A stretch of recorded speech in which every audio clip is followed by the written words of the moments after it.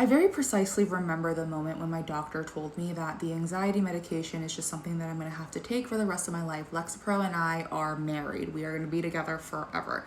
And it felt really frustrating because that implied that anxiety was going to be a part of my life forever. I think neuroscience really is what changed my life because it gave me more context and a deeper understanding that anxiety is actually not a part of my life and it's not a character flaw that I have to learn to live with for the rest of my life. But in reality, neuroscience showed me that my brain was just memorizing survival. It was simply repeating the things that it has learned how to do over the last decade of my life or decades of my life in order to help me survive and get to where I am today.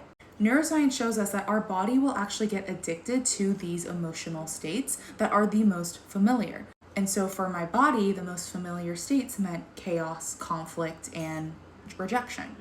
And so when my amygdala was terrified, it was actually not trying to go against me, but it was conditioned to respond that way in order to create safety.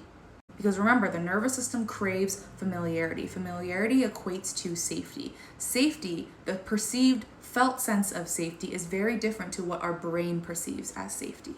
Anxiety is essentially the brain's way of predicting the future using the past. It's its way of protecting us because of the unknown. And having a perceived sense of control really helps us feel safer within that moment when we are anxious. And so that prediction becomes so automatic that the body automatically reacts before the mind has time to catch up.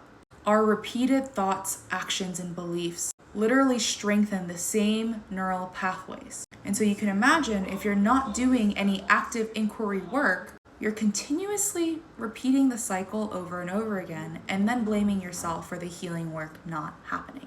Or if you're like me, just accepting your fate. Nobody is naturally anxious or born an anxious child. There are so many different epigenetic factors that we have control over that we can actually change and completely rewrite our identity. And so while you may be genetically more inclined to be an anxious person, that doesn't mean you have to live with this chronic sense of anxiety and doom and gloom for the rest of your life.